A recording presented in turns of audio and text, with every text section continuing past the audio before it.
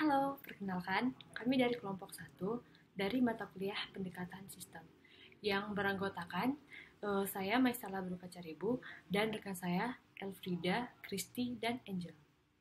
Kami akan mempresentasikan hasil diskusi terkait diagram stock and flow dan archetype limit to success. Dalam diagram stock and flow ada 3 indikator. Yang pertama itu inflow dan yang kedua itu stock dan yang ketiga itu outflow.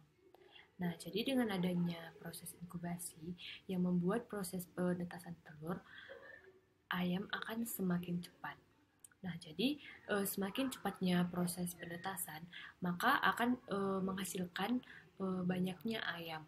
Nah, jadi dengan banyaknya jumlah ayam yang menetas dan berkualitas akan memunculkan keinginan untuk terus meningkatkan pakan ayam yang berkualitas agar ayam yang berkualitas akan menghasilkan telur yang berkualitas juga. Nah, jadi dengan telur yang berkualitas maka akan menghasilkan ayam yang berkualitas juga. Jumlah ayam berkualitas akan berkurang karena adanya penjualan. Namun, penjualan ini dapat berkurang karena adanya saingan dengan komoditas lain di pasar. Contohnya, saingan dengan bebek ataupun angsa. Maka dari itu, karena adanya saingan ini, maka adanya keinginan untuk membuat promosi. Sehingga dengan promosi ini dapat meningkatkan penjualan ayam. Dalam diagram stock and flow ini, kelompok kami menyertakan archetypes limit to success. Pakan ayam berkualitas menjadi effortnya, jumlah ayam berkualitas menjadi performance, penjualan ayam menjadi limiting to action, dan promosi menjadi constraint-nya.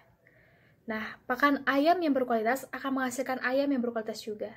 Sehingga, seiring ditingkatkannya kualitas pakan ayam, maka akan menambahkan jumlah ayam yang berkualitas.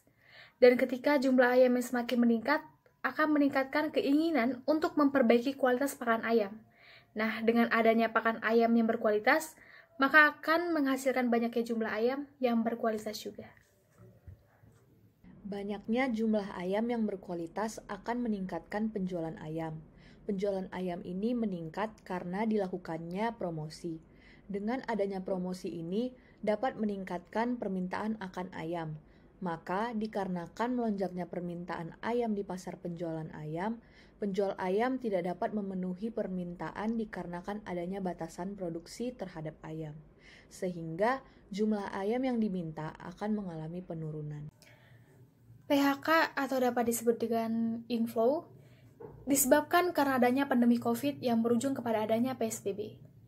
Nah, ketika banyaknya pekerja yang di PHK, maka akan meningkatkan banyak orang akan kehilangan pekerjaannya, sehingga meningkatkan pengangguran. Nah, pengangguran yang banyak ini dapat menurunkan kinerja dari para pekerja, yang membuat pekerja tidak maksimal akan meningkat.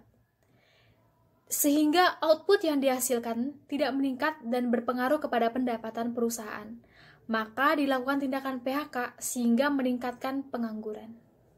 Menurunnya pengangguran disebabkan karena adanya bantuan dari pemerintah yang berupa pelatihan kerja dan bantuan dana untuk menunjang pekerja agar dapat mengembangkan diri di tengah kondisi pekerjaan yang buruk. Bantuan pemerintah ini disebut prakerja. Semakin banyak prakerja dapat meningkatkan income seseorang. Dengan meningkatnya income seseorang dapat menurunkan tingkat kemiskinan. Lalu karena tingkat kemiskinan yang tinggi yang disebabkan oleh banyaknya pengangguran menyebabkan meningkatnya permintaan akan prakerja. Adanya prakerja ini akan menambahkan pendapatan seseorang sehingga dapat mengurangi kemiskinan. Penurunan yang terjadi pada kemiskinan akan meningkatkan kembali adanya prakerja yang dilakukan oleh pemerintah. Hal tersebut dilakukan agar dapat mengatasi serta meminimalisir adanya kemiskinan serta pengangguran. Dalam diagram stock and flow ini, kelompok kami menggunakan satu archetype yaitu limit to success. Untuk effortnya, kelompok kami menggunakan pekerja yang tidak maksimal. Untuk performance-nya, kelompok kami menggunakan pengangguran. Untuk limiting action-nya, kami menggunakan prakerja. Dan untuk constraint-nya, kami menggunakan kemiskinan. Dengan adanya pekerja yang tidak berkualitas, akan dapat meningkatkan pengangguran. Mengapa? Karena ketika ada pekerja yang tidak berkualitas di suatu perusahaan, maka akan dilakukan tindakan pemecatan karena hasil output yang dihasilkan tidak maksimal.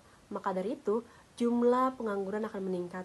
Meningkatnya jumlah pengangguran ini disebabkan oleh apa?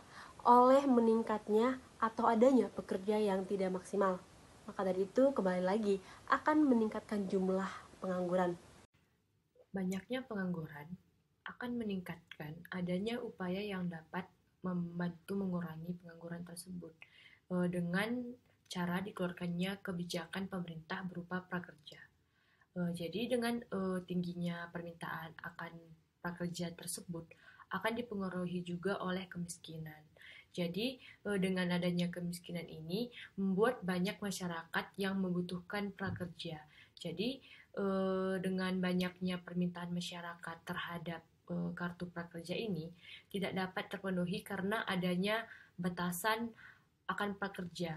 Nah, jadi dengan adanya batasan terhadap permintaan kartu prakerja ini akan membuat upaya dalam mengurangi pengangguran itu menjadi tidak maksimal. Sekian presentasi dari kelompok kami. Maaf bila ada kekurangan. Terima kasih atas perhatiannya dan selamat pagi.